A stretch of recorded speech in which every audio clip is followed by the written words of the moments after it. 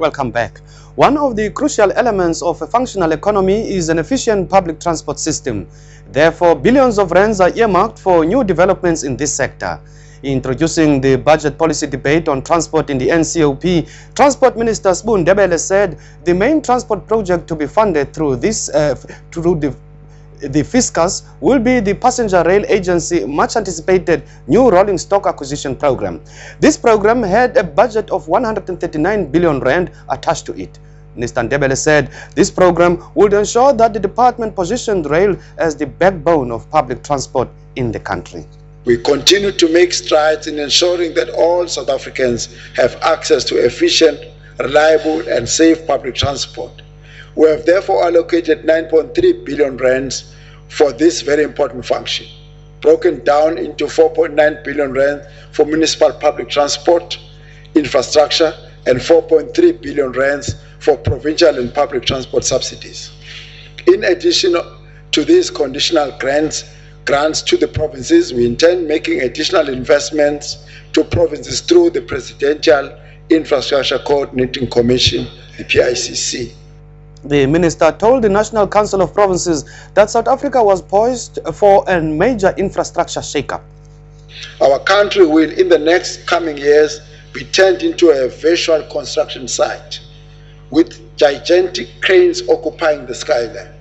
The major infrastructure drive will bring with it economic spin-offs, including the creation of sustainable jobs and other economic opportunities.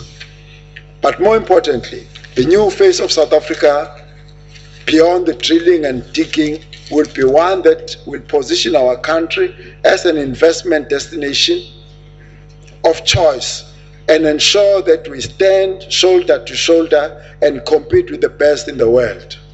The Minister of Transport said infrastructure development included upgrading of road and rail links in key areas of the country.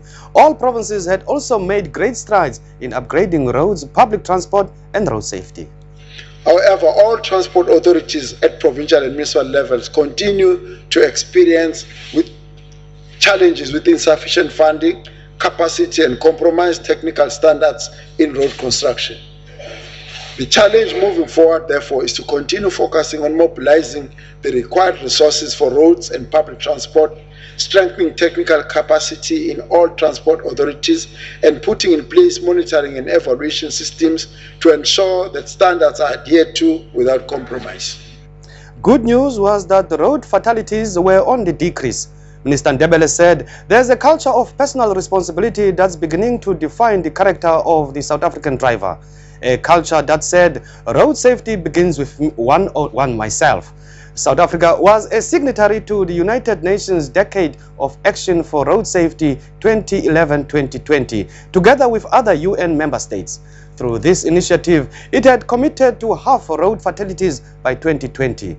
According to Minister Ndebele, South Africa were well on its way to achieving this target.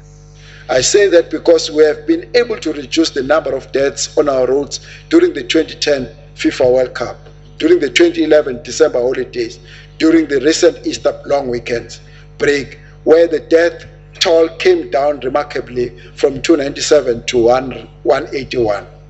This is by no means a cause for celebration, but it says to us that it is possible, that we should continue to work with government through Friends of the Decade to do even better. We have introduced the Friends of the Decade of Action group as part of the maintaining momentum towards the implementation of the UN Decade of Action for Road Safety. The purpose of the group is to roll out a Decade of Action campaigns. We have so far seen several campaigns implemented under the banner in partnership with the Department of Transport, including the I Pledge campaign with Imperial Holdings, the Think Pedestrian in partnership with Equestria. The chairperson of the Select Committee on Transport, Mtikeni Sibande, said South Africa had an extensive road network, but it was rapidly deteriorating. He said the secondary road network, which were not designed for heavy freight, were now under significant pressure from high freight volumes. These roads were now being used by transporters as alternative routes. The damages caused to the roads came at a huge cost. I can attest that the condition of roads in my constituency area of Bethel is disgraceful. Roads that are supposed to have been repaired are not, and most are heavily potholed. The lack of railway in Emalahleni, in fact, inadequate railway in Emalahleni, Nasem, Sugalikwa region should be addressed. Clearly, there is an urgent need to resolve long-standing challenges in the road freight environment, as well as enable improvement of the overall logistics system, and to promote the integration of the various transport modes in our, and to enable a more efficient transport system in the shift of freight from road to rail. When the ANC says we must build bridges in the rural areas, the DA do not see the need. Instead, they see this as another way of misusing taxpayers' money.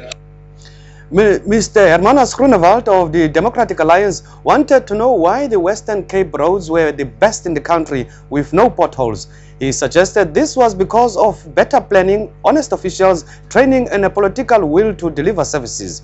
His colleague from the DA and Transport MEC in the Western Cape, Mr. Robin Carlyle, said transport infrastructure was of key importance to any country, but in South Africa the situation is critical. He was particularly concerned about the delays with and cancellations of metro rail services. What we have to bear in mind is what the Honourable Minister knows, that 1.5 million South Africans are dependent on metro rail to get to their work every day, and to get there safely, sir, and to get there on time. And it's not happening. You see, it doesn't help when people say no. If I may say also to the Honourable Chairman, it doesn't help when he says what's wrong and then attacks another party as though that suddenly makes it all right. That's not the way to fix problems in South Africa. So we have real problems with metro rail, sir. And I believe, whilst I'm aware of the procurement that is planned to resolve the problem, I want to make it absolutely clear that there cannot be, that the new procurement will not meet the existing collapse. There needs to be a bridging mechanism. I've said it before. There needs to be an urgent meeting of the key players. The Department of Transport, Gauteng Province, the 3 metros in Gauteng, KZN province and the metro, and KZN, my own province, and the metro here in Cape Town. There needs to be an urgent meeting where we define and agree on these problems and see what we're going to do about them. Otherwise, we will have serious problems, sir. Mr. Carlyle was also not happy about the fact that it was expected from the other 8 provinces to finance the Gauteng freeway program as it had done with Gautrain. But an ANC member had a question for the MEC. Chairperson, I want to understand. The member is saying people are not benefiting from the e-tolling other provinces, about the one in Gauteng. Now, I want to know, are the poor people? Okay, okay. Honorable member, do you want to pose a question? Yes, that's what I'm asking. Ask him then if he's prepared to answer. Are you prepared? Of course. Thank you very much.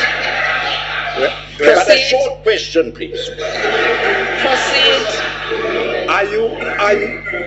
Are you saying to us here in the Chapman, what Chapman speak, e-tolling, are the poor people of that area toying because they are benefiting? No. Let me tell the honourable member, the poor people of that area are pleased about the toll road because it provides work for them. That's why they go and ask them. But let me say this to the honourable questioner and also to the honourable deputy minister: please don't involve us in your domestic squabbles within your party. So it's very rude when a husband and a wife are fighting. It's very rude for other people to get involved. We have more on the policy debate on transport after the break when we pick up on the speech of